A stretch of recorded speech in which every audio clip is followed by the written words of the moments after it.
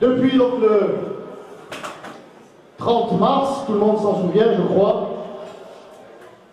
Voilà.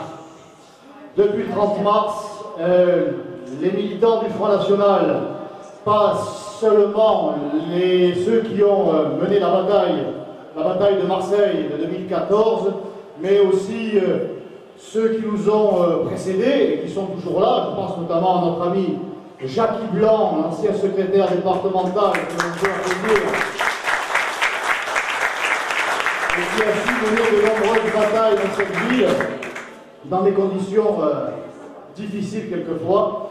Eh bien, tout ce travail effectué depuis de nombreuses années nous a permis, au soir du 30 mars, de lancer un signal fort à l'ensemble de nos compatriotes et qui voulait leur faire savoir que plus rien n'est impossible quand l'on gagne les 13e et 14e arrondissements, quand l'on gagne ces quartiers dont on disait qu'ils resteraient à gauche jusqu'à la fin des temps.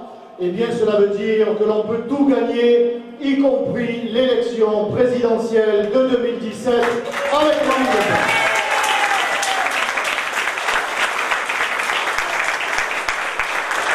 Donc leur travail est à saluer, mais désormais c'est à nous à l'assumer. Quand je dis nous, c'est le maire de secteur, c'est ses adjoints et les conseillers d'arrondissement qui composent la majorité, 33 élus sur 48, avec 18 adjoints, j'en vois quelques-uns là-bas, là, un petit peu de partout, bonsoir Mickaël. Nous devons donc assumer cette responsabilité que de diriger une mairie Front National, une mairie qui, malheureusement, n'est pas une mairie de plein exercice. J'entends par là que nous n'avons pas les mêmes pouvoirs, loin de là, qu'ont les maires à travers le département et à travers la France.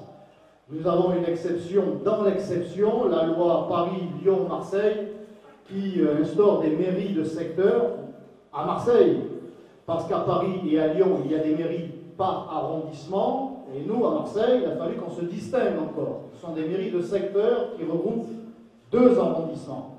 Mairie du 7e secteur, donc, eh bien, cette mairie, elle est essentiellement consultée.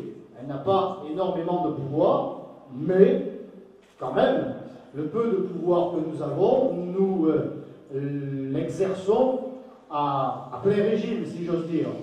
Car nos prédécesseurs, mon prédécesseur, M. Obsépian, l'âme damnée de Sylvie Andrieux, qui passe plus de temps en ce moment devant les tribunaux qu'à l'Assemblée nationale, rassurez-vous, elle est toujours députée.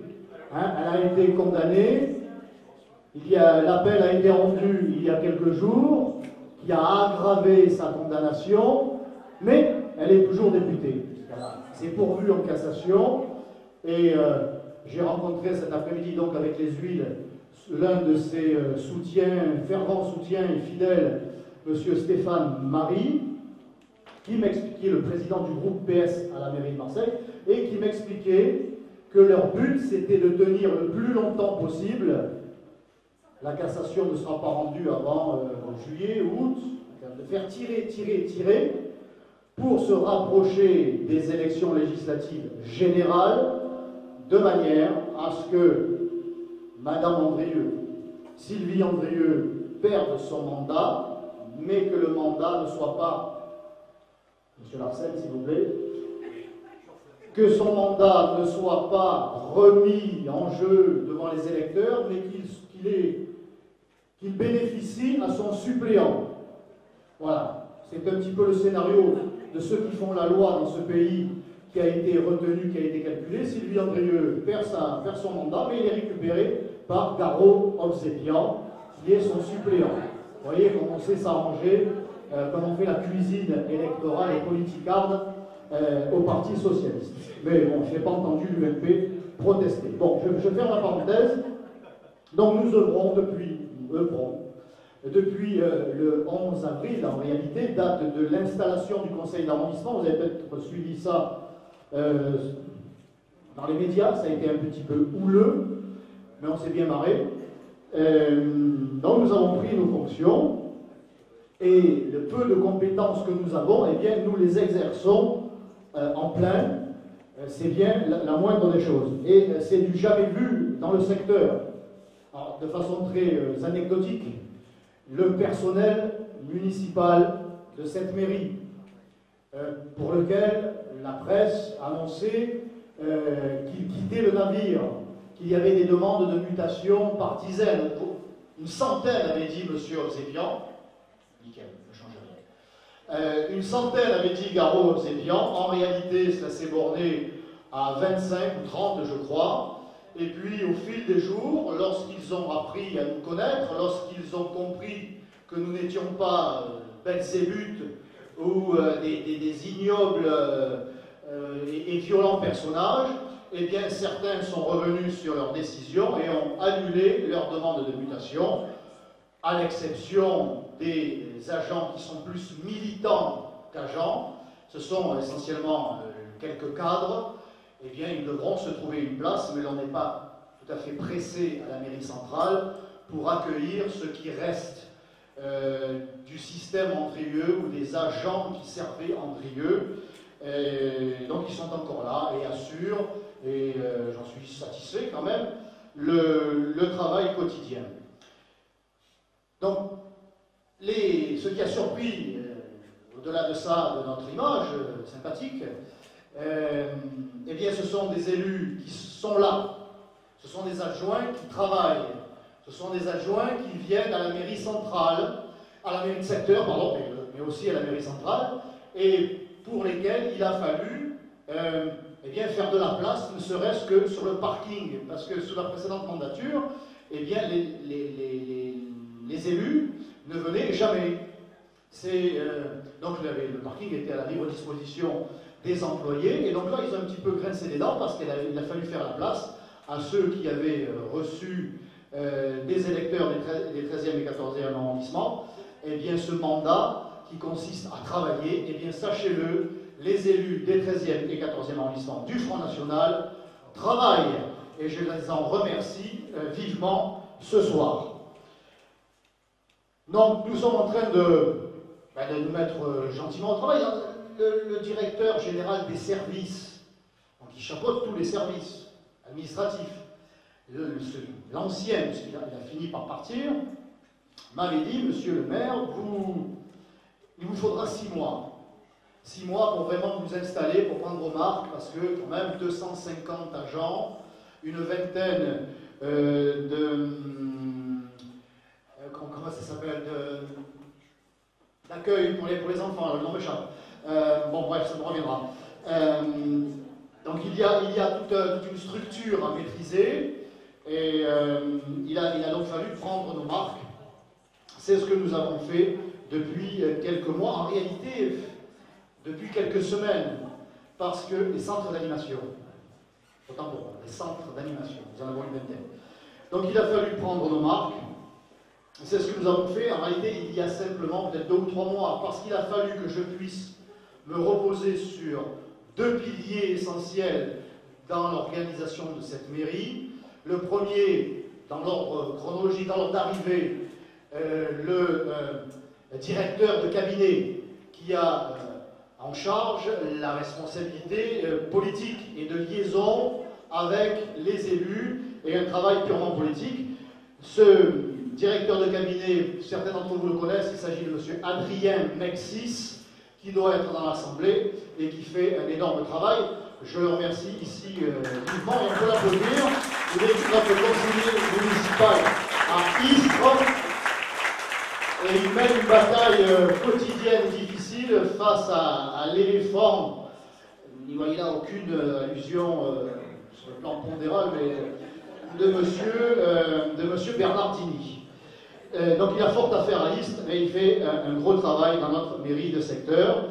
Donc voilà, l'administration, et puis le deuxième pilier qui est celui de la direction des services, pour mettre ou remettre les services en ordre, en tout cas dans l'ordre que nous souhaitons les voir œuvrer. Cette directrice, parce que c'est une directrice, qui nous a rejoints, a été un soulagement pour le politique, pour les élus. Quand j'ai annoncé à nos élus qu'elle arrivait enfin, j'ai vu des mines réjouies, soulagées, n'est-ce pas, Vincent? Donc je remercie chaudement, vivement, chaleureusement Madame Marie-Dominique Desportes, que certains d'entre vous connaissent. Je ne sais pas si elle est là ce soir, mais si elle n'est pas là, on lui pardonne parce qu'elle fait des journées de folie. Et elle remet tout ce beau monde dans une dynamique que nous souhaitons voir. Voilà. Donc une fois que nous avons eu ces deux piliers, ces deux jambes pour pouvoir avancer, eh bien, nous nous sommes mis au travail de façon plus sereine. Nous sommes pas très bien lotis, où nous avons peu de services, comme je vous le disais, propres qui nous incombent et pour lesquels nous avons une totale maîtrise. Nous avons quand même un pouvoir, le pouvoir de la parole. Alors ce n'est pas celui de la salive, c'est celui de la parole, c'est celui qui consiste à harceler démocratiquement, évidemment, les services de la mairie, les services de la communauté urbaine, le conseil général, enfin toutes les institutions qui, elles, ont un pouvoir décisionnaire. Et nous sommes donc un porte-parole privilégié, un lien privilégié entre les habitants et ces institutions qui, elles, ont le chéquier en main. Nous avons donc un rôle d'influence pour faire bouger les choses, et pour faire bouger les choses, il faut que nous soyons au courant de ce qui se passe dans les quartiers. Donc, nous avons 4 adjoints de quartier qui arpentent les rues tous les jours pour prendre le pouls, pour savoir ce qui se passe, ce dont on a besoin dans telle artère commerçante ou dans telle cité. Ces 4 adjoints de quartier, ce sont Madame Chantal Ajus, Evelyne Betuzzi, qui est une ancienne de la maison, Monsieur André Hazard et notre jeune élu Gérald Dattilo. Le premier, oui, vous pouvez, parce que c'est pas évident pour eux, et ils se donnent à fond.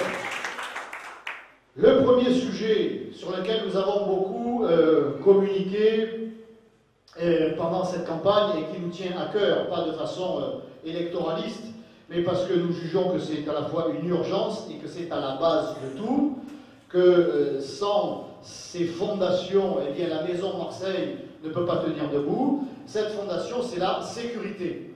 La sécurité, nous sommes attendus, plus là peut-être qu'ailleurs, et là encore, je ne suis pas le supérieur de Monsieur Labouze. Monsieur Labouze, c'est le directeur de la police municipale. C'est lui qui décide, enfin, c'est lui qui décide. Celui qui décide, c'est Jean-Claude Gaudin.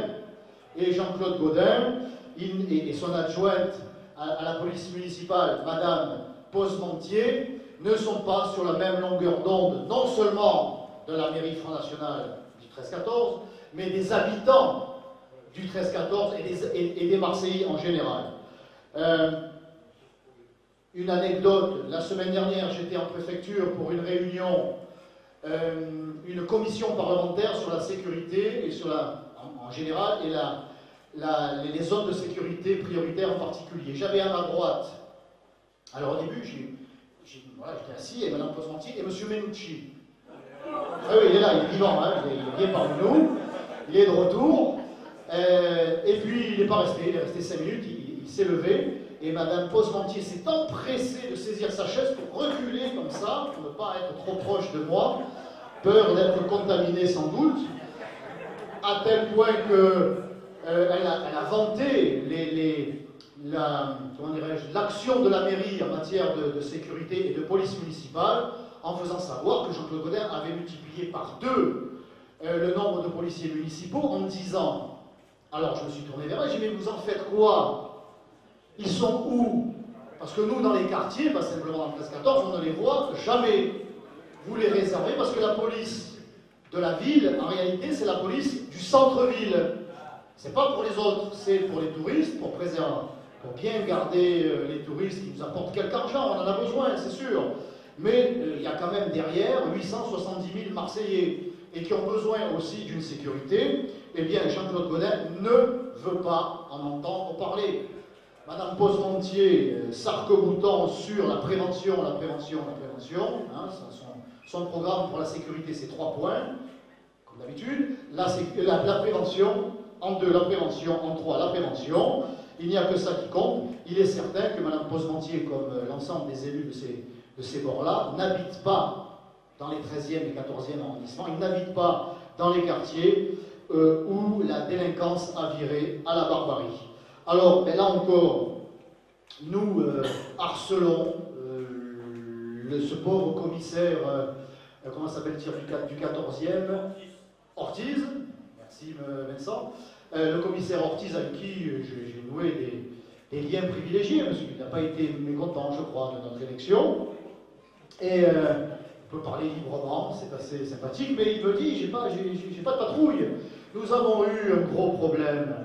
Parmi les problèmes au même endroit, au centre d'animation de Font-Obscur. Vous avez peut-être entendu parler, à côté de Carrefour-le-Merlan. Des intrusions de jeunes gens qui voulaient profiter de la piscine, une piscine qui est mise à la disposition des gamins de tout le secteur, des noyaux villageois comme des cités. Eh bien, il y a des jeunes gens de la cité Saint-Paul, sans doute, qui ne l'entendent pas de cette oreille, qui veulent se baigner la nuit, d'autres qui s'y baignent le dimanche matin en tenue d'Adam et d'Ève. Et notre gardien et son épouse, mais surtout le gardien, ont commis le crime de vouloir appliquer le règlement. Ils ont donc été menacés, les voyous, les crapules tapant à leur porte pour leur faire savoir qu'ils allaient les fumer, je ne sais plus trop quoi. Mais bon, a priori, c'était pas très tolérant comme discours. Leur chien a été empoisonné, la piscine a été souillée, et alors un samedi soir, ils ont téléphoné une fois de plus à la police. Samedi soir, le 5 juillet, je m'en souviens, puisque c'est le jour où nous avons commémoré les massacres d'Oran sur la Canebière, et où a défilé la Gay Pride, et en queue de Gay Pride, si j'ose dire, il y a toujours les syndicats, il y a les partis politiques, et il y avait toute la crème, Ralph Front, je ne sais même plus si ça existe, mais la garde prétorienne de Manuel Valls, l'extrême gauche, comment ils s'appellent les agités là? Non, pas le Front de gauche. Non, ça c'est les agités les Antifa, voilà, les Antifa. En réalité, ils sont anti-tout, et ils sont en particulier Antifa. Donc ça c'est un petit peu tourné au vinaigre à ce moment-là. Donc il y avait eu une petite altercation ce jour, donc c'est pour ça que je me souviens que c'est le 5 juillet. Le soir, il y avait une fête organisée par la Gay Pride sur le Vieux-Port. On orthographiera Vieux-Port comme on veut pour la circonstance. Et donc, le gardien téléphone le samedi soir au service de police, il réussit à les obtenir, ce qui est déjà un exploit, et on lui répond qu'il y a 3 équipages, je crois, 3, pour les 2e, 3e, 13e, 14e, 15e et 16e arrondissements. Un samedi soir, dans la 2e ville de France, il y a 3 équipages de BAC pour les quartiers, pour tout ce qui est quartier assez agité de la ville. Voilà où on en est, après 10 ans de chiraco-sarkozisme et 2 ans et demi de hollandisme, on est au fond du trou. Et moi je pensais que Jean-Claude Gaudin aurait au moins la volonté d'ouvrir les yeux et de nous mettre à notre disposition la police municipale. Mais il ne veut absolument rien entendre, considérant que nous sommes au milieu des années 70 et que la violence n'a pas atteint les sommets que nous lui connaissons aujourd'hui. C'est quelqu'un qui est coupé des réalités. On l'a encore vu avec les activités périscolaires, les rythmes fiascolaires. Il est complètement à l'ouest. Il ne sait pas ce qui se passe. Il pourrait pourtant chercher à le savoir. Donc nous continuons à harceler gentiment les services de police, parce que ce sont les dealers qui reviennent quelques heures après qu'il il y a eu cette mascarade autour d'une cité avec des CRS qui contrôlent plus ceux qui n'ont pas mis la ceinture de sécurité que ceux qui trafiquent à l'intérieur, mais c'est parce qu'on ne leur donne pas les ordres. Si on leur donnait les ordres, eh bien la sécurité et l'ordre seraient rétablis. Or, à la mairie de Marseille, comme au ministère de l'Intérieur ou au palais de l'Élysée, eh bien, ce n'est pas les attributs masculins qui les encombrent. Ils font dans leur froc, ils ont peur de leur ombre, résultat, ce sont les Marseillais qui trinquent. Alors, face à tout ça, eh bien, encore une fois, nous appelons des mails, nous allons les voir, et eh bien, on a quelquefois un petit peu de ronde, on a une présence policière un peu plus affirmée. Alors, en attendant, eh bien, de mettre tout ce beau monde autour d'une table, parce que c'est ce que nous ferons dans les semaines à venir. Nous soutenons les initiatives prises par les habitants dans certains quartiers et qu'on appelle voisins vigilants. C'est maintenant les habitants qui doivent assumer leur propre sécurité. Mais on en est là. On ne va pas quand même couler avec le Titanic. Alors les voisins s'organisent. Tout ça, évidemment, de façon très réglementée, à la fois avec la mairie et avec les services de police. Ça finit par aboutir alors il est vrai que lorsque le maire appelle, c'est différent. Lorsque j'appelle le commissaire, le commandant Ortiz, il y en a 4 qui suivent, lorsque j'appelle le commandant Ortiz et qu'on lui dit qu'à Saint-Barthélemy, par exemple, à côté de l'ancienne gare désaffectée, des Roms sont en train de se réinstaller parce qu'ils y étaient pendant 1 an et demi. Donc je fais savoir au commandant que j'y suis, je prends mon scooter, et déjà ça va surprendre de voir arriver un scooter, pas ce soir, mais qu'est-ce que c'est ce maire qui arrive en scooter? Et la police qui est là, et il y a les Roms, essentiellement des femmes avec leurs enfants. Enfin, moi je les considère comme des enfants, mais la façon dont elles les traitent, on pourrait penser que c'est autre chose. Et alors j'ai senti la police hésitante, parce que vous voyez arriver le maire, et quand ils m'ont entendu tenir une invitation assez ferme de quitter les lieux, ils se sont plus gênés, quoi. Ils les ont empoignés, et ils les ont fait, on va dire, quitter les lieux. Et c'est peut-être une première, parce qu'il ne fallait pas compter sur M.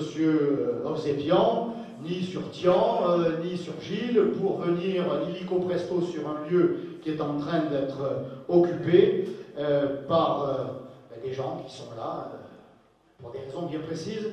Les traités européens leur ont permis de s'installer un peu partout dans notre ville.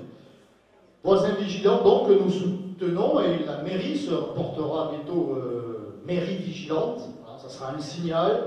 Mais nous ne nous contenterons pas de ça.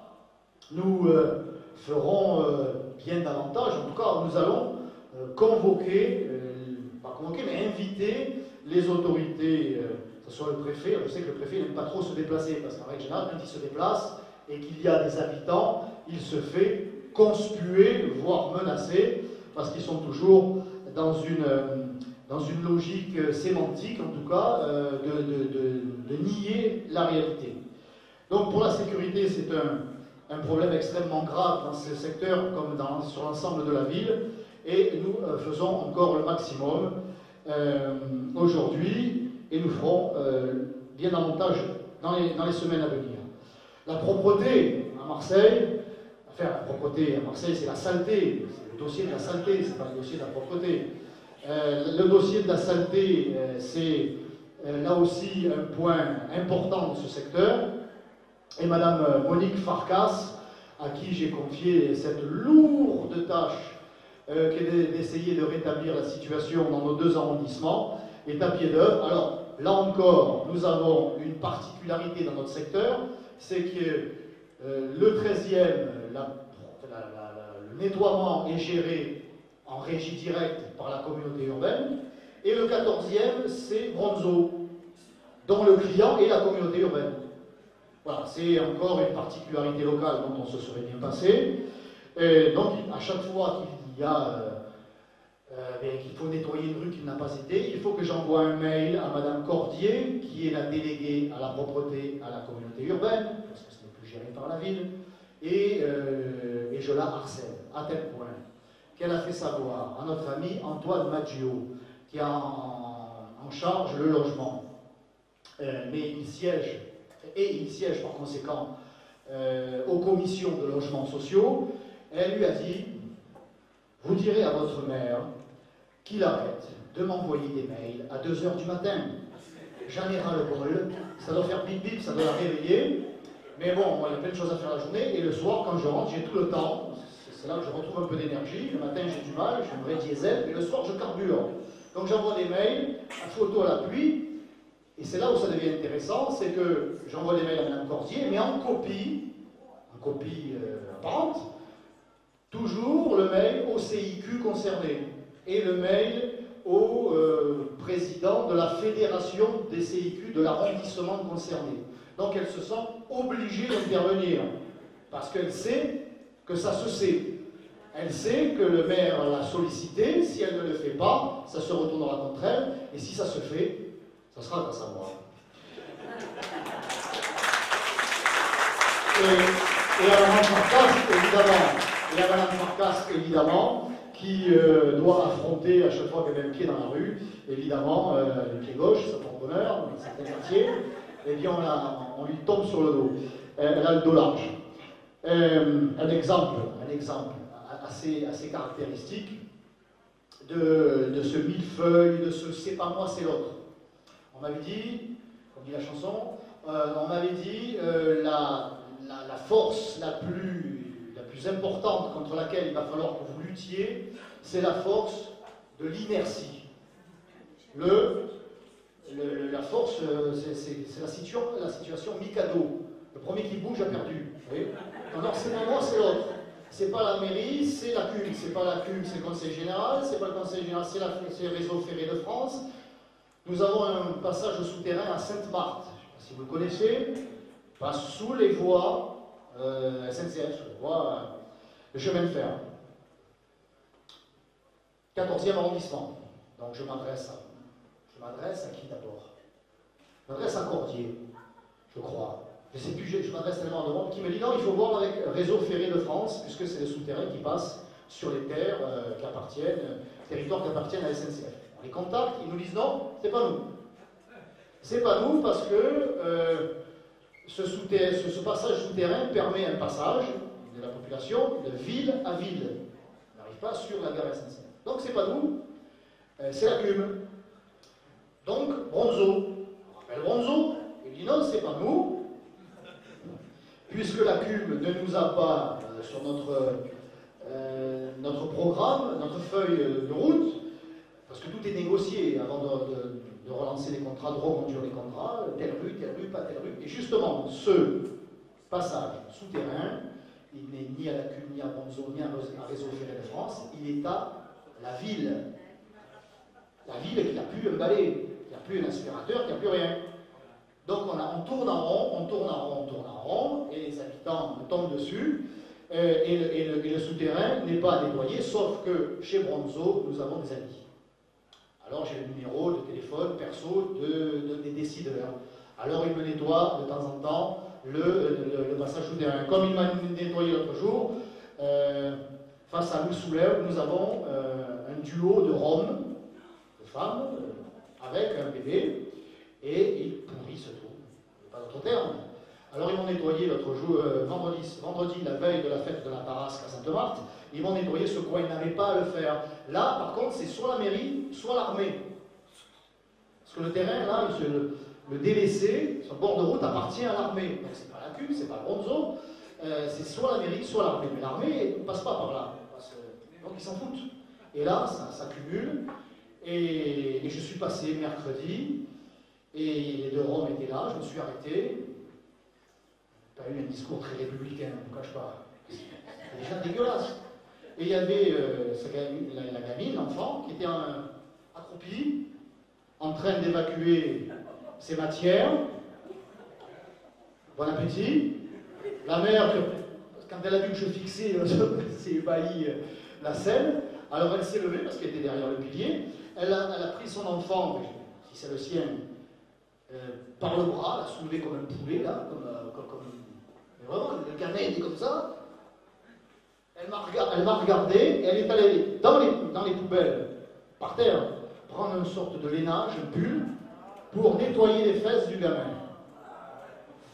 Le problème, c'est qu'on ne nettoie pas les fesses du gamin sous les fenêtres à Godin.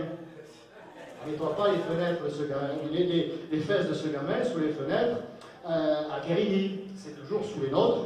Et nous, on se bat chaque jour pour repousser. Voilà les deux anecdotes du nettoiement à Marseille. Je pourrais vous parler des dératisations du côté de Plombières. La ville est envahie de rats. Voilà, donc des gens qui vivent dans une c'est pas la pauvreté, c'est même pas la saleté. Et même là, les services sociaux de la ville, si vous faites ça, vous vous retrouvez dans les tribunaux d'Arda. Voilà, on vous prend vos enfants, et ce qui serait normal, mais là, on laisse pourrir une situation, elle laisse se développer, et personne ne fait rien. C'est la force de l'inertie. Les anciens combattants, notre ami Paul Rabia, ancien combattant lui-même, fait un travail de recherche pour honorer ceux qui tombaient au combat, eh bien, dont le nom ne figure pas sur les monuments aux morts. C'est en particulier ce qu'il fait depuis quelques semaines, et notamment à l'encontre de Hassen Ouattara et Larbi Mouzaoui, qui sont tombés pour la France, et comme tous ceux qui sont tombés pour la France, ils méritent d'être honorés.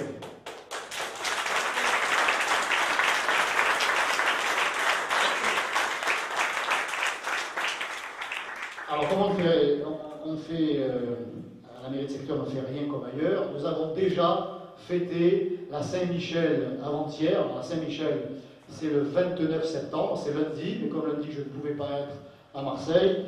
Nous avons fêté la Saint-Michel, qui est l'ange des parachutistes, à la mairie de secteur. Voilà, c'était sympathique, il y avait des chants patriotiques, et c'était sympathique. Nous reconduirons cette célébration l'année prochaine. Après avoir réalisé répondu présent pour les rendez-vous du 11 novembre, en cette année 2014, 100e anniversaire du début de la Grande Guerre, c'est bien la moindre des choses que l'on puisse faire. Pour le logement qui est un point extrêmement noir dans ce secteur, plus de 800 à 900 demandes de logements sociaux dans nos ordinateurs de la mairie, et des demandes quotidiennes. Je reçois chaque mercredi après-midi les habitants du secteur qui veulent me rencontrer, et 1 sur 2 au moins, c'est une demande de logement social évidemment, et nous n'avons pas la main là-dessus. Lorsque des demandes de permis de construire arrivent sur mon bureau, je n'ai qu'un avis. Et un avis, on peut bien me demander ce que j'en pense. Mais il faut quand même reconnaître que dans certains cas, on sait en tenir compte à la mairie centrale. On a pu ainsi, chemin Notre-Dame de la Consolation dans le 13e, eh bien, faire annuler le permis de construire. Et vraiment, c'était une véritable provocation, cet immeuble. Je sais plus, 12 étages, un truc monstrueux qu'on faisait dans les années 70, qui défigurait le petit noyau de villa qui était là. Eh bien, les gens sont tellement inquiets, ils sont venus me voir en me disant mais on est content, ça a été annulé. Moi j'ai dit est-ce une provocation? Évidemment, un refus. Ils sont tellement inquiets, ils disent mais est-ce qu'il n'y a pas déjà un autre projet dans les cartons? Parce que ils vont sûrement pas nous laisser tranquilles comme ça. Pour l'instant, il n'y en a pas, mais nous avons été entendus sur ce point-là, et c'est tant mieux, parce que l'ensemble des CIQ des 13e et 14e arrondissements, ce matin, n'est-ce pas Vincent, nous avons reçu les représentants des comités d'intérêt de quartier du 14e, ils n'en veulent plus du tout des logements sociaux. Parce que vous savez ce que cela implique, le traitement égalitaire entre les nationaux et ceux qui ne le sont pas conduit à une véritable préférence étrangère, et nous avons affaire à des familles difficiles. J'ai reçu dans mon bureau l'autre jour 2 jeunes Marseillaises, d'origine non française, maghrébines, très charmantes, très sympathiques, et 2 sœurs, et une habite encore sur les hauteurs du Verlan, dans un logement social, dans un groupe très récent, passer devant, nous casser le nez. Joli, neuf en tout cas, après l'architecture, c'est chacun ses goûts, mais ça a 5-6 ans. Et quand elle me demande, elle me fait savoir qu'elle veut partir de ce groupe et qu'elle veut un autre logement, je lui dis, mais je ne comprends pas, ça a quelques années. Elle me dit, ils nous ont fait venir les barbares de la Savine. Il y a des familles de la Savine, alors moi je vous dis ce qu'elle m'a dit textuellement. Ils jettent les poubelles par les fenêtres, ils cassent les portes, les ascenseurs sont brûlés, le portail d'entrée ne fonctionne plus. Il y a eu une razzia dans les logements, dans les garages. Encore une fois, je vous dis ce qui m'a été dit. On nous reproche, n'est-ce pas Antoine,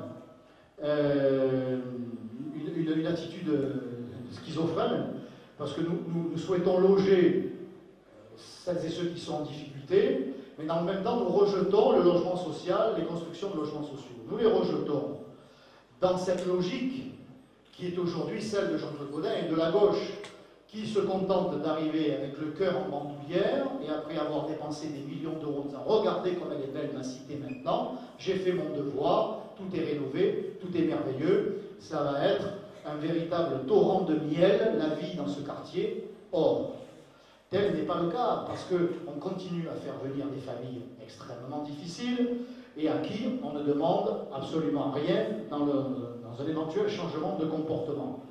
Cette politique de logements sociaux qui a été pointée du doigt, la politique de la ville en général, par la Cour des comptes, ça coûte les yeux de la tête, et les résultats ne sont pas à la hauteur des attentes. Encore une fois, c'est le moins que l'on puisse dire. C'est tellement vrai que ceux et celles qui en sont à l'origine, ceux et celles qui la mettent en place, sont eux-mêmes très, pour le moins, dubitatifs quant aux résultats de cette politique. Un exemple précis. Et c'est pour ça que nos adversaires ne veulent pas nous voir gagner quoi que ce soit. Parce que lorsque vous êtes maire de secteur, ils sont obligés de vous inviter aux réunions de travail et tous les domaines, et y compris celle des logements et de la rénovation urbaine. Alors moi j'ai assisté à une réunion. Il y avait le préfet de région, le préfet cadeau, il y avait Madame Lajus, la préfète à l'égalité des chances pour les autres, et toutes les parties prenantes à cette rénovation urbaine. Je vais prendre un exemple très concret, la cité, le vieux moulin dans le 14e. C'est pas très loin de la mairie de secteur. C'est une sorte de quartier retranché, c'est vraiment pas excentré, mais c'est isolé. Mais c'est une mine d'or pour des promoteurs dans le privé, parce qu'ils ont une vue sur toute la rade, et c'est un état, on croirait que ça vient d'être bombardé. Il faut le voir pour le croire. Il faut le voir pour le croire. C'est un programme, c'est le plus onéreux de Marseille. 180 000 € par appartement. La rénovation. Parce qu'il y a plus d'amiante là qu'ailleurs. Hors foncier. 180 000 €. Rigolez pas, c'est vous qui payez. Donc, le préfet de dire, je suis très inquiet, parce que le but quand même, c'est la mixité sociale. Vous comprenez ce qu'il entend par social. Le politiquement correct veut qu'il n'emploie pas le bon terme. Bon. Et nous constatons, nous allons droit à l'échec, parce que nous avons constaté qu'il y a une organisation clanique dans cette cité, que ce sont, je rapporte ces propos, alors il n'y a pas eu de compte-rendu in extenso, peut-être qu'il niera les avoir tenus, parce qu'il y a sûrement, je ne sais pas, quelqu'un qui enregistre, comment ça s'appelle ce torche-cul là c'est un truc sur internet, j'aurais pu retrouver, non. Bref. Non, pas Marsactu, non, un truc national. Mediapart. Ils sont toujours avec leurs petits, comme la Stasi, enregistrés, à filmer à l'arrache. En tout cas, j'affirme que le préfet nous dit qu'il y a une organisation clanique. Les gitans ont chassé les maghrébins. Le préfet qui dit ça en réunion à huis clos, bien sûr. Donc là, quand vous y êtes, là, évidemment, vous attendez, sauf si vous dormez. Et là, il ne faut pas dormir, c'est intéressant. Et donc, on a plus ou moins négocié avec le chef. Il est d'accord pour faire venir des familles de l'extérieur, à condition qu'elles soient de sa famille. Donc, on reste dans le clan. Et puis, quand même, on va sur les lieux. On va visiter les lieux. La police, la BAC est là. 300, je ne sais pas ce qu'ils ont comme un flingue là, mais bien apparent. Mais bon, les gens plutôt sympas. Oh le maire, on Javier.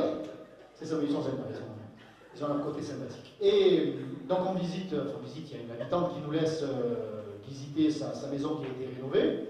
Et puis on progresse par strates là. Je passe sur des carcasses de voitures qui sont en train de se biodégrader, ça fait tellement longtemps qu'elles sont là. Et puis je vois 2 immeubles neufs. Et il y a le responsable, le bailleur, je lui dis, mais ils ont combien d'années? Il me dit 2 ans. Il me dit, dans 5 ou 6 ans, il faudra lancer un programme de rénovation. Un autre me dit, il faut qu'on revienne demain, parce qu'il y a un des box pour les voitures qui est utilisé par un habitant, il en a fait une pizzeria. Je vous dis, il ne faut pas dormir à ce moment-là, c'est super intéressant.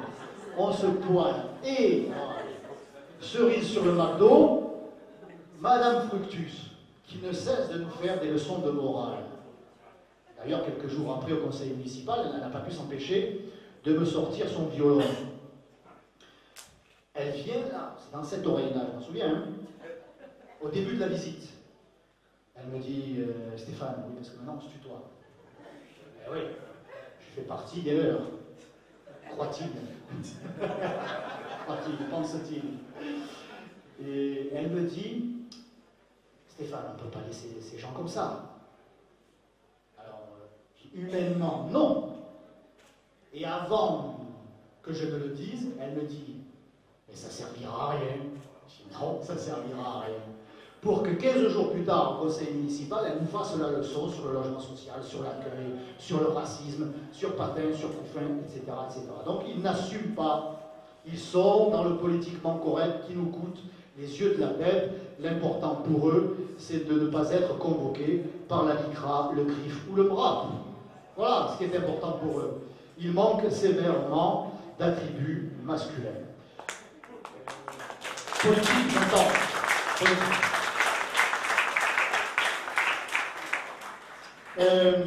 Donc les permis de construire, j'en ai un petit peu parlé. Nous avons souhaité que dans les centres que nous gérons, les centres de loisirs, eh bien on parle français. Mon Dieu, quel crime! Quel crime! Nous avons eu droit à une campagne médiatique. La gauche a poussé ses cris de vierges effarouchés et quelques associations là sont montées au créneau. Bon, écoutez, il m'avait été signalé que dans certains centres, on parlait une langue qui n'était pas celle de Molière. Voilà. Alors j'ai fait savoir que depuis le décret de Villers-Cotterêts, il y a quand même quelques siècles, eh bien on parlait français dans l'administration française et qui n'était pas scandaleux. Même s'il n'y avait pas de public, il y a aussi des agents qui, pour certains, quand même, sont d'origine française ou européenne, mais qui ne maîtrisent que le français, et que la loi veut que l'on parle français. Alors on a trouvé là la preuve de notre intolérance et de notre racisme. J'ai été interrogé à ce sujet par un journaliste d'une certaine chaîne que je ne nommerai pas, parce qu'il y a des journalistes qui font le travail. Il arrive dans mon bureau. J'ai un vaste bureau, il faudra venir voir un jour, de style fin Staline, début Andropov, vous voyez ces trucs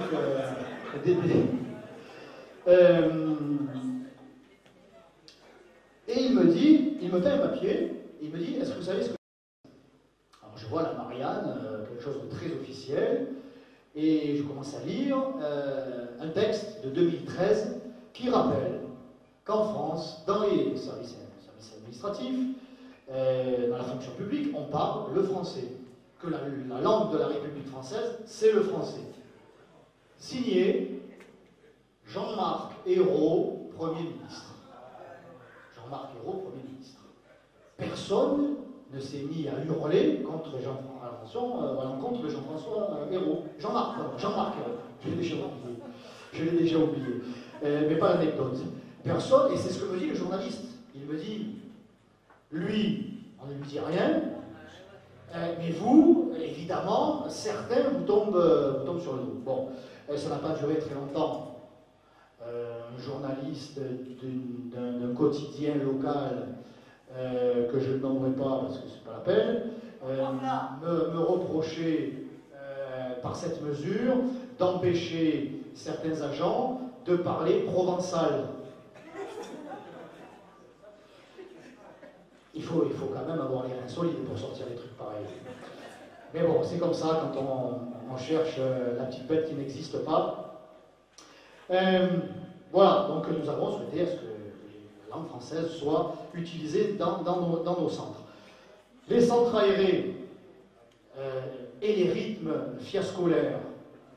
Vous vous souvenez toujours que Jean-Claude Gaudin a fait preuve là, à la fois de son incompétence, de son ignorance, de son désintérêt, de ce décret, alors de loi, en tout cas il faut l'appliquer, sur la réforme des rythmes scolaires. Jusqu'à la fin juin, il a clamé qu'il n'appliquerait pas la loi, ça coûtait trop cher, que personne n'en voulait, etc. Les parents, les enfants, etc. Nous l'avons soutenu. Nous l'avons soutenu au conseil municipal lorsqu'il demandait un moratoire et qu'il nous affirmait la main sur le cœur qu'il allait engager un bras de fer avec le gouvernement. Il oubliait, qu'il a un bras en pâte de fruits, en tout cas, et qu'il a face à lui un gouvernement socialiste, et avec les socialistes, on l'a bien vu avec la loi sur le mariage homosexuel, on ne discute pas, c'est comme ça et c'est pas autrement. Bon, et bien ça, il aurait dû s'en souvenir, que nous avons ce genre d'individus au pouvoir. Résultat, fin juin, on est dans la mouise, rien n'est prêt, rien n'a même été entrepris. Donc juillet-août, eh bien, il y a des réunions hebdomadaires à la mairie de Marseille pour essayer d'organiser quelque chose. Pour 450 écoles. Dans 13-14, il y en a 98. Il fallait donc trouver des associations avec assez de monde, qui est le BAFA, à condition que les professeurs laissent leur classe, ce qu'ils refusaient, sans aucun financement, puisque Jean-Claude Gaudin n'a pas voulu réunir de conseil municipal au mois de septembre en raison des élections sénatoriales. C'est vrai, il y a des élections sénatoriales dimanche. Résultat, les associations ne savent toujours pas à quel prix elles vont être rémunérées, à quelle hauteur elles vont être rémunérées. Donc on n'est pas dans le flou, on est dans l'incompétence totale. Voilà, pour ceux qui sont à la tête de la mairie depuis 18 ans quand même. Donc, ben, écoutez, nous avons pris nos responsabilités, nous avons ouvert, convaincu, réussi à convaincre le personnel de l'animation de notre mairie de secteur, eh bien, d'être dans les centres d'animation pour accueillir les enfants, tous les enfants, quels qu'ils soient, d'où qu'ils viennent, dans nos centres, pour que les parents eh bien, puissent aller travailler. Et nous sommes allés, tous les élus, sont allés à la rencontre des habitants, des parents, à la rentrée, pour leur faire savoir, par voie de tract, que la mairie des 13e et 14e arrondissements mettait à leur disposition tel et tel centre. Et nous avons entendu des mères, parce que c'est souvent les mamans, sans être misogyne, c'est souvent les mamans qui mettent les enfants à l'école, avant d'aller travailler, me dire, mais moi, je ne travaillais pas le samedi, j'ai travaillé le samedi pour pouvoir me libérer le vendredi. Moi, je me suis mise à 80%, donc perte de pouvoir d'achat. Moi, je pense m'arrêter de travailler. Moi, j'ai été obligé d'avoir recours à une nounou qu'on paye, en attendant l'augmentation d'impôts, puisque ça va coûter entre 20 et 25 millions d'euros chaque année, cette réforme des rythmes scolaires. Les parents sont pris en étau entre le gouvernement socialiste idéologique et le pouvoir municipal incompétent. Résultat, le résultat il est là, c'est celui qu'on connaît. depuis quelques semaines des parents qui sont à bout. Nous avons fait le maximum dans notre mairie de secteur pour venir en aide aux parents et aux enfants. De la même manière, pour les enfants handicapés, il n'y a aucune politique de l'handicap à la mairie de Marseille. Nous avons quelques enfants handicapés, autistes, qui ne trouvent aucune structure dans ces centres d'animation. Il n'y a pas de personnel compétent, il y en a potentiellement, mais il n'est pas embauché par la ville. Eh bien, nous faisons le nécessaire avec Madame Rodriguez pour essayer d'avoir eh bien, ce personnel pour que les enfants, ces enfants-là aussi, puissent bénéficier de nos structures. Quant au rythme scolaire, c'est évidemment Madame Sandrine Dangio qui s'y colle depuis le début et que je félicite pour son courage. Merci Sandrine, on peut l'applaudir.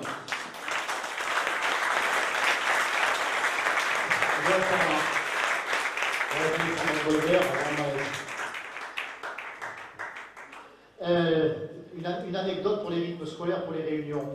Donc chaque jeudi à 10h réunion, je me rends aux réunions et un beau matin, un personnage influent s'invite à la réunion, influent à la mairie de Marseille. Le directeur de cabinet de Jean-Claude Godin.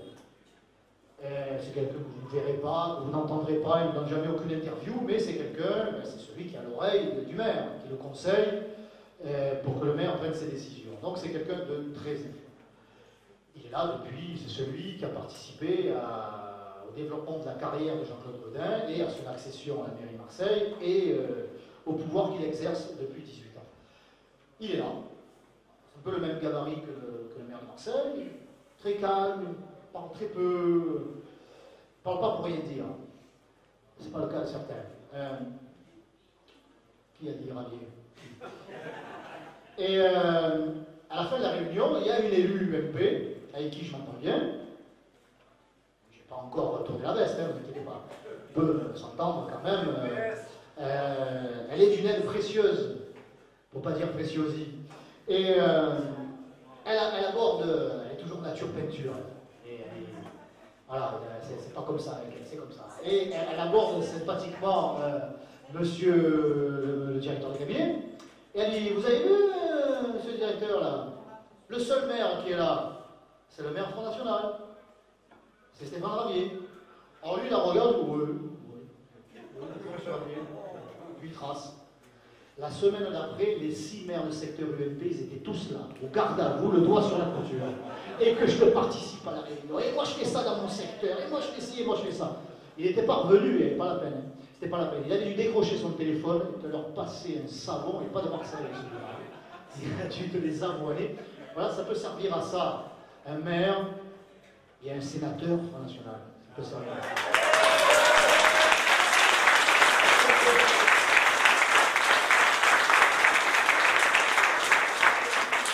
La défense animale, nous en préoccupons également. Madame Patriti, en dehors de ses heures de conduite des bus de la RTM, s'y intéresse de près. Alors là, je vous le dis, mais en réalité, j'ai très peu d'espoir. Hein. Nous avons écrit à Brigitte Bardot pour lui demander de venir à la mairie de secteur. Ce serait un grand honneur pour nous, mais... Non, vous n'enflammez pas, elle n'a même pas encore répondu. C'est quelque chose de très récent. On ne sait jamais, on ne sait jamais. Je demanderai au président d'honneur d'essayer de la convaincre. Parce que si elle a beaucoup d'estime pour Marine, elle connaît notre président d'honneur depuis longtemps. Depuis la guerre d'Algérie, je crois, ou l'après-guerre d'Algérie, ils ont fait la caravane ensemble, j'ai vu les photos. Voilà. Bon, en tout cas, ils partagent tous les deux, entre autres, la cause de la défense animale. Culture et identité. Et notre ami, M. Besnaïnou, un ancien parmi les anciens, malgré son jeune âge, et je dis ça parce qu'il doit avoir le même que le mien, eh bien, il est chargé de favoriser, ou en tout cas de mettre en avant la culture, nos racines, parce que nous en avons quand même provençales et françaises dans ce secteur. Alors nous trouvons quand même des interlocuteurs qui sont assez favorables du côté de Château-Bombert, par exemple, avec le Roudelet Félibrin, et de multiples associations à travers les quartiers, qui n'en peuvent plus de cette culture du brassage, en réalité, de la négation de nos identités respectives. Et j'ai bien fait savoir que lorsqu'on défend son identité, ce n'est pas rejeter l'autre, défendre son identité, c'est défendre toutes les identités. Défendre sa culture, c'est défendre toutes les cultures.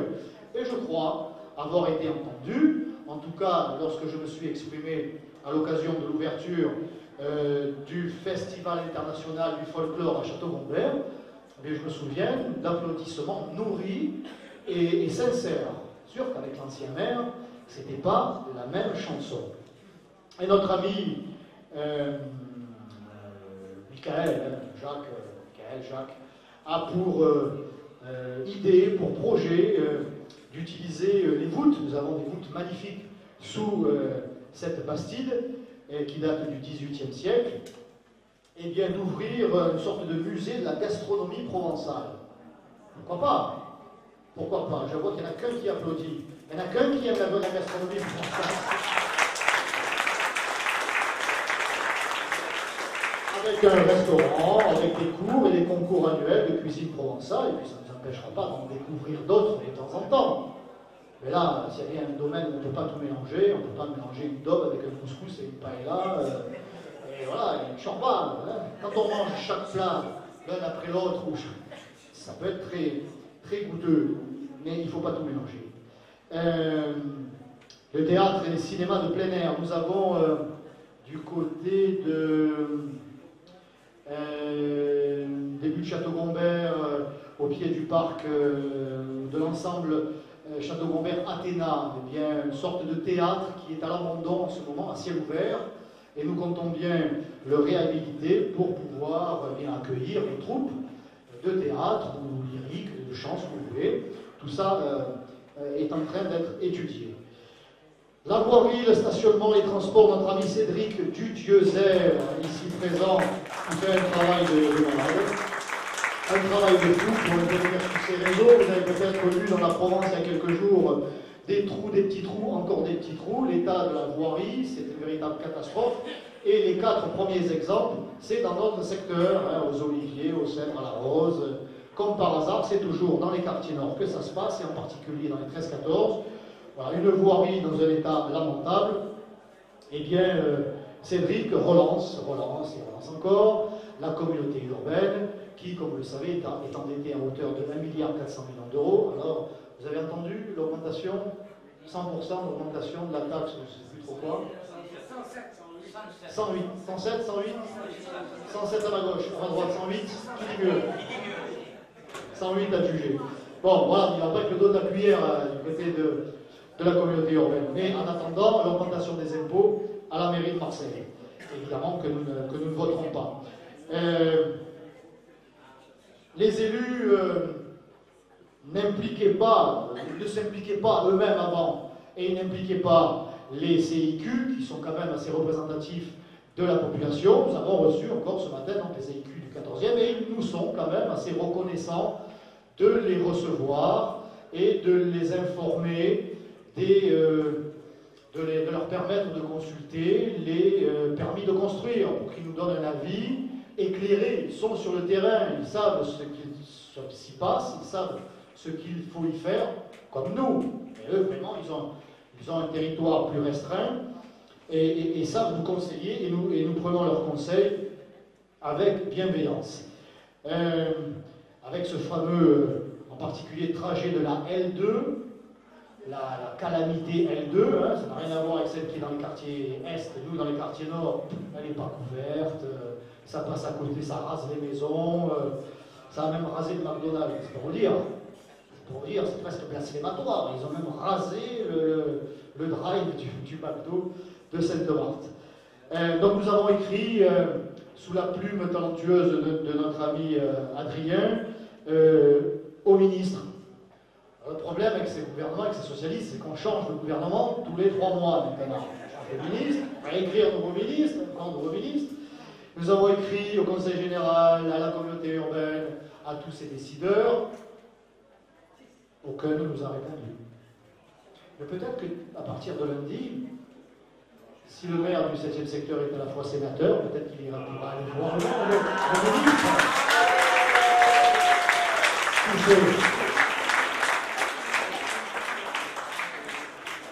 Comme ça ne faisait pas assez de travail à notre ami Cédric, il a aussi en charge l'emploi.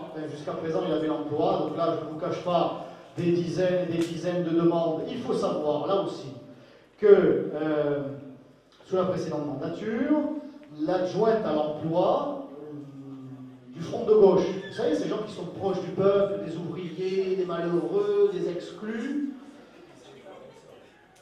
et qui n'hésitaient pas à aller voir l'émir du Qatar pour avoir quelques barils. Qatar, dont on sait qu'il respecte les droits des femmes, les droits syndicaux, les droits tout court. Bon, eh bien cette personne avait donné pour consigne au service de la mairie de ne prendre surtout aucun rendez-vous, qu'elle ne recevait personne, et qu'il ne fallait surtout même pas lui passer les administrés au téléphone. Elle ne les prenait même pas au téléphone. C'est vrai que ce n'est pas une compétence de la mairie de secteur. Mais bon, c'est comme la sécurité, c'est la compétence de la police nationale. Mais quand la police nationale ne vient pas, on pourrait se servir de la police municipale. Il y a le feu à la maison. Si les pompiers ne viennent pas et qu'on a une lance incendie, on a des seaux d'eau, on ne va pas attendre que les pompiers arrivent, surtout si on sait qu'ils n'arriveront pas. On essaie de faire quelque chose. Eh bien, à la mairie de secteur, on essaie de faire quelque chose. Et quelquefois, on y arrive. Et c'est à Cédric en particulier qu'on lui doit. Et eh bien, ceux qui étaient en recherche d'emploi le remercient chaleureusement, tout comme moi ce soir. Je ne sais plus si j'ai remercié notre ami Antoine, j'en ai parlé, mais Antoine Maggio qui est au logement et qui reçoit lui aussi des tonnes de demandes et qui, je crois, a abandonné son emploi pour se consacrer à sa mission. Et en quelques semaines, lui par contre, il était au top, hein, il connaissait comme les autres, hein, mais lui étant vraiment sur place tout le temps, il maîtrise le sujet sur le bout des doigts, les commissions, les bailleurs, les ceci, les cela. Donc un grand merci à Antoine qui s'implique totalement. Enfin, je vais vous libérer, parce que j'ai pas regardé l'heure. Comme je le dis au maire que j'ai visité depuis 2 mois, le problème avec moi, parce que les minutes tournent, les quarts d'heure, le problème c'est que je m'auto-alimente. Plus je parle, et plus ça me vient. Donc je préfère vous prévenir, on touche à la fin. Il n'y a plus que pour 3 quarts d'heure. Alors, la famille et l'état civil, avec notre amie Caroline Sicard, je dirais par extension, garde meilleure pour la fin, l'immigration. Alors, famille et état civil, compétences peut-être sous-estimées, mais compétences réelles, par contre, celle-là. Là, celle-là, c'est la compétence totale des mairies de secteur.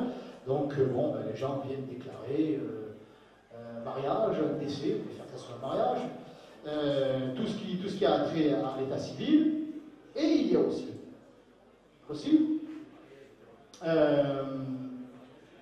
des demandes de mariage un peu plus assez particulières, pour lesquelles il nous est nécessaire, nous semble-t-il, de convoquer, je crois que le mot se dit combien, de convoquer les futurs époux, parce que tout porte à croire qu'ils ne se connaissent pas depuis très longtemps. Et là, il faut le dire pour le croire. Il faut le dire pour le croire. Alors jusque-là, c'est plutôt comique. La future épouse qui ne connaît pas le prénom de ses beaux-parents, qui ne sait plus où précisément elle a rencontré son compagnon, ou réciproquement, ne se souvient plus tout à fait de son prénom d'ailleurs, elle ne sait plus si elle a rencontré sur Facebook ou si elle a rencontré au bistrot du coin. Tout ça, ce sont des réalités, je n'exagère pas, ce sont des réalités. Alors, il est de notre devoir, de notre compétence, de convoquer ces personnes, et puis les fonctionnaires, assistés du début, questionnent. Et voilà, une fois, on voit bien, on sent bien qu'il y a quelque chose qui cloche. Et un rapport est fait, encore une fois, nous inscrivons dans la tradition, dans les règles, la tradition républicaine, dans les règles, nous appliquons les règles. Et c'est ce qui est déjà révolutionnaire, appliquer. Je vous donnerai un autre exemple ensuite.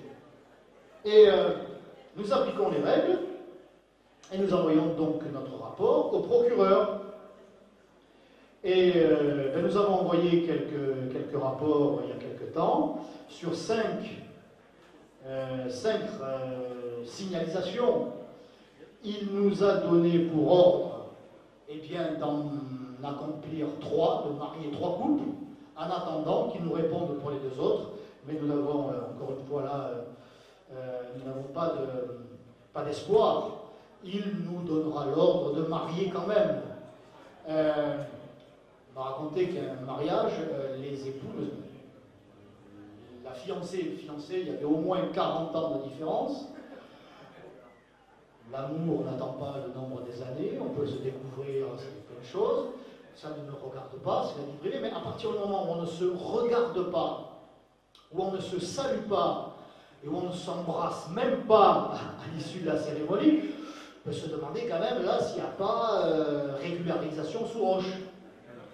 Bon, eh bien le procureur ne l'entend pas de cette oreille, c'est on régularise, ok, d'accord. Problème, nous, on applique, mais on aura fait notre job, on a fait, mais on fera savoir le moment venu.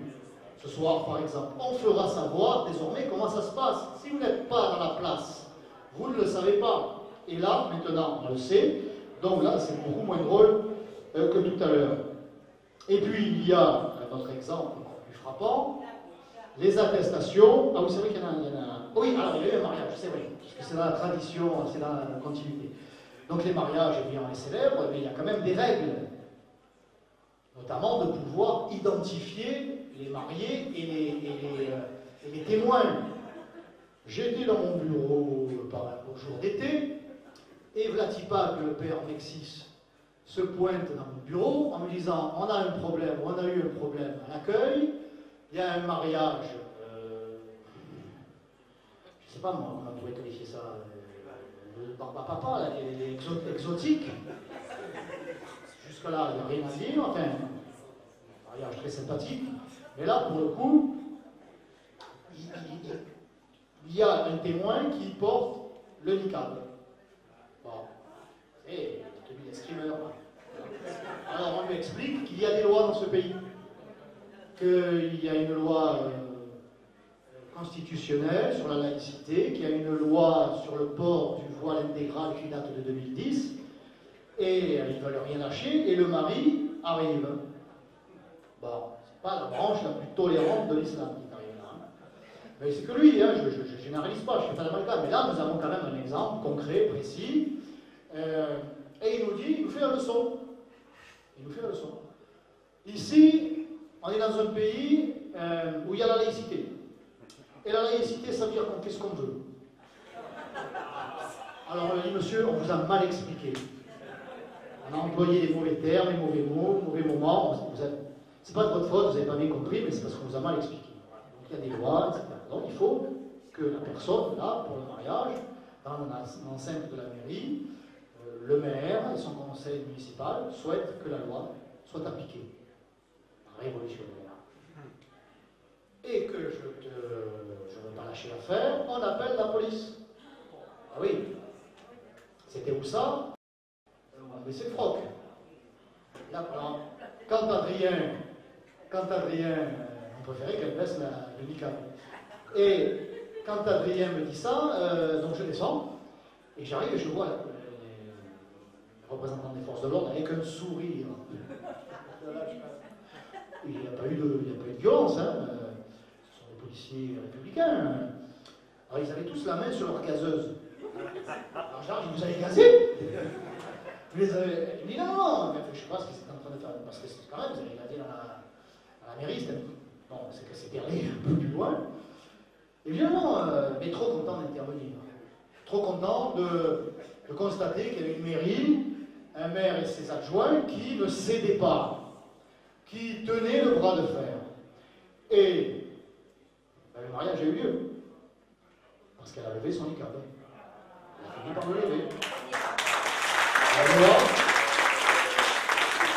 loi, toute la loi a été appliquée, personne ne m'a fait de procès, personne n'est venu sous mes fenêtres en me qualifiant d'islamophobe. Je ne sais trop quoi, la loi, c'est la loi. Elle est la même pour tout le monde. Voilà une deuxième anecdote. Et la troisième, le pompon, là sur le McDo, encore une fois, les attestations d'accueil. Alors, les attestations d'accueil, c'est une demande formulée par des habitants du secteur, souvent d'origine étrangère, qui souhaitent accueillir un membre ou deux de leur famille pendant 90 jours maximum, sous leur toit. Alors, jusqu'à l'année dernière, et jusqu'au mois de mars, jusqu'au mois d'avril, parce qu'ils me l'ont fait un peu à l'envers. C'était open bar. On met la pièce dans le jackpot à chaque fois. Aucun contrôle. 4 personnes avaient la signature pour ce document. Le maire, la DRH, la directrice des ressources humaines, la directrice de l'accueil, et le 4e, j'ai jamais su qui c'était. Le jardinier peut-être. Ou je sais pas, je sais pas. Il y en avait un 4e, j'ai jamais su. Donc j'ai écouté, maintenant ça suffit. C'est moi. C'est moi et que moi. Que moi, et on va faire encore quelque chose d'absolument inconcevable jusqu'alors dans cette mairie, et ailleurs, ça continue, c'est d'appliquer la loi. Nous allons mettre en place, ou remettre en place, eh bien, des conditions, parce qu'on n'accueille pas n'importe comment, des conditions d'accueil, des conditions d'hébergement, 12 mètres carrés par logé, pas seulement pour celui qui arrive, et puis des conditions financières. Beaucoup de ces gens-là sont dans la difficulté, car vivant que d'un seul SMIC. C'est ce que je lis, mais je ne vais pas rentrer dans les détails de leur vie privée, mais comment cette situation pourrait s'arranger en ayant toujours un seul SMIC et 1 ou 2 ou 3 personnes supplémentaires. Donc, nous avons examiné la loi et désormais, nous demandons un SMIC plus un demi-SMIC par adulte plus un quart de SMIC par mineur. Je peux être procès, parce que c'est la loi. En 2014, premier trimestre 2014. Premier trimestre 2014, premier trimestre, j'ai bien dit, 556 demandes de logement, 556 attestations d'accueil acceptées. 556. Premier trimestre, ça fait mars. Deuxième trimestre, avril, mai, juin. Quand même encore 224, en chute de 50%. Parce qu'au mois d'avril, mon directeur général des services de l'ancienne mandature m'avait donné les explications, m'avait expliqué comment ça se passait. Et puis quand vous arrivez comme ça, ben, il y a 1000 choses à faire, à découvrir.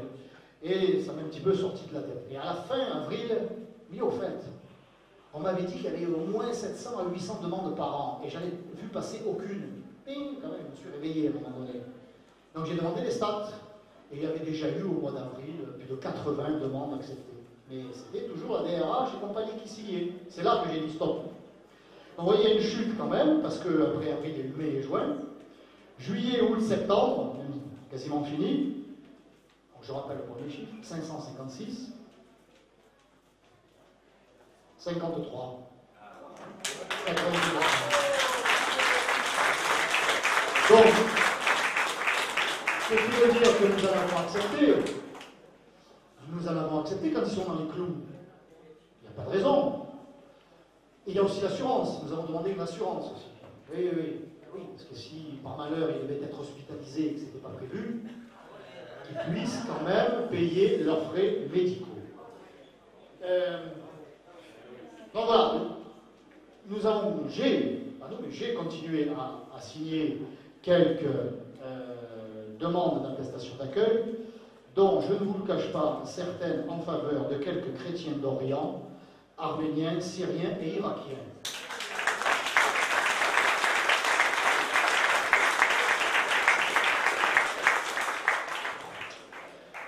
Je crois qu'on n'aura pas de souci d'assimilation. Ils ne seront pas là à crier « on nique la France ». Je suis certain que de eux, on pourra entendre « nous remercions la France ». Voilà, nous agissons, non pas dans les catacombes, dans les voûtes de la mairie, nous agissons en pleine lumière. Tout ça, je l'ai déjà dit, répété, et personne, et y compris pour ces attestations d'accueil, personne n'est venu m'en faire le reproche. Personne, à part l'extrême gauche, M. Samy Joshua, mais personne n'est venu porter plainte parce que nous restons dans le cadre de la loi et comme vous le voyez, nous faisons déjà pas mal d'avancées. En conclusion, ça y est, on y arrive. Notre action comme élu au niveau local nous donne encore plus envie d'arriver au niveau supérieur. Avec le peu de pouvoir que nous avons, nous commençons à changer les choses.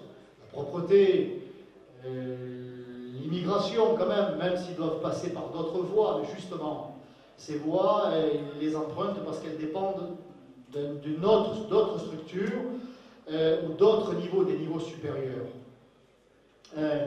Cela nous donne donc encore plus de pêche, encore plus d'envie d'accéder, nous et nos amis, les autres candidats, au pouvoir supérieur, à la mairie centrale. En 2020, il faudra la gagner cette fois. Pas la mairie secteur, la mairie centrale. Et là, nous donnerons pour consigne à toutes les mairies de secteur d'appliquer ce que nous faisons aujourd'hui. Nous donnerons pour consigne, et ils ne demandent que ça, je les ai rencontrés, les policiers municipaux quand même, ils ne demandent que ça, d'aller sur le terrain, et pas d'être devant la mairie de Marseille ou de verbaliser l'automobiliste, ils ne demandent que ça. Nous donnerons à ce moment-là les consignes de le faire, nous pourrons agir de façon encore plus importante sur l'immigration intra-européenne, sur l'immigration extra-européenne. Il y a plein de nombreux domaines dans lesquels on pourrait être encore plus performant à ce niveau-là.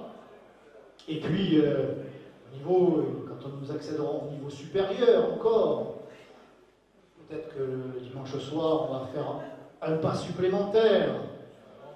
Ça, on verra un signal supplémentaire. Qui l'eût cru que nous aurions gagné, que nous gagnerions ce secteur? Je vous disais tout à l'heure, ces quartiers nord. Eh bien, nous l'avons fait. Et tous les militants l'ont fait. C'est la victoire des militants. Moi, je n'ai que le plaisir, l'avantage, l'honneur, le privilège d'être leur porte-parole. Mais cette victoire, c'est la vôtre. Et vous l'avez obtenue parce que vous l'avez méritée.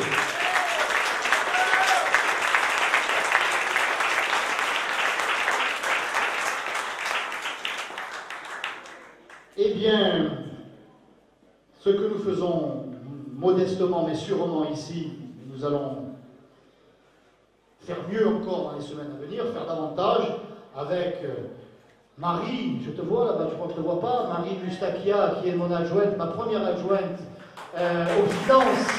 Aux finances, c'est ça, c'est terriblement bouillant. Monsieur Anibaldi au sport, je ne sais pas s'il est là, René, qui je compte beaucoup sur lui pour la politique des sports, ayant moi-même été dirigeant d'un club de foot du centre-ville. Je sais du sportif à mes heures il y a longtemps. Maintenant, je suis croyant mais pas pratiquant. Pour le sport, je ne peux plus.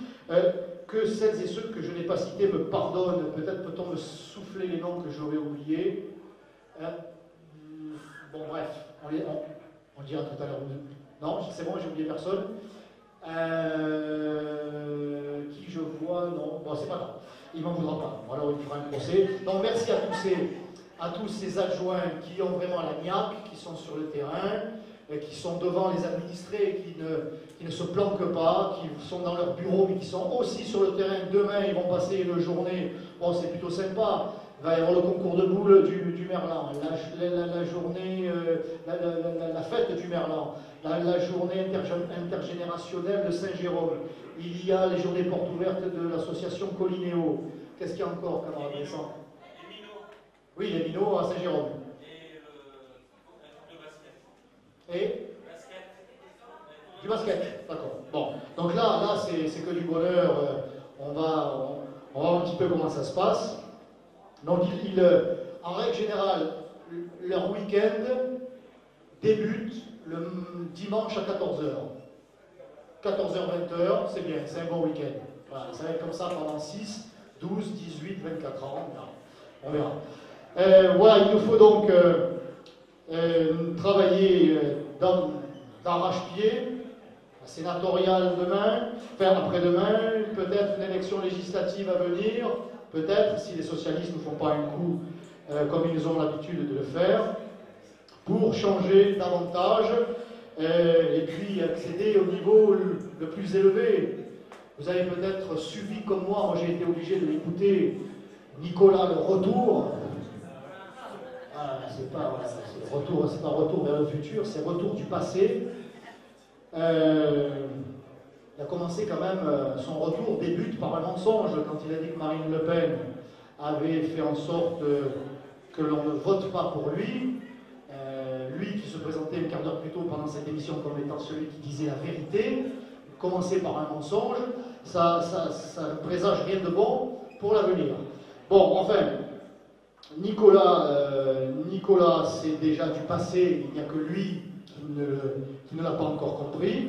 Il faut que François, même si c'est déjà du passé, il s'accroche au pouvoir dès 2017, on le renvoie à ses chères études.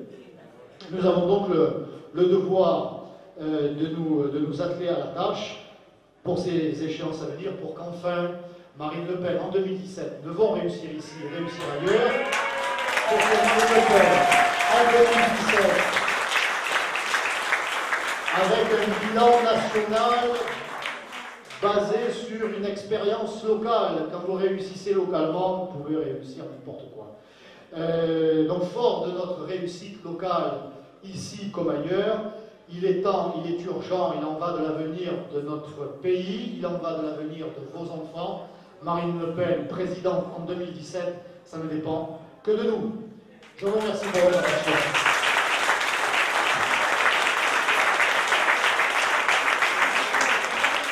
Si vous avez des questions, je suis prêt à les répondre de façon générale ou tête à tête. Voilà, si vous avez encore quelques forces. Allons enfants de la patrie. Ah oui, excusez-moi. Note les réunions, si vous permettez, on va la reprendre du début. Les réunions du Front National se terminent toujours par l'hymne national. Donc je vous demande de chanter avec moi la Marseillaise. Allons enfants de la patrie, le jour de gloire est arrivé. Contre nous de la tyrannie, l'étendard sanglant élevé, l'étendard sanglant élevé. Entendez-vous dans nos campagnes luttes et forces qui viennent jusque dans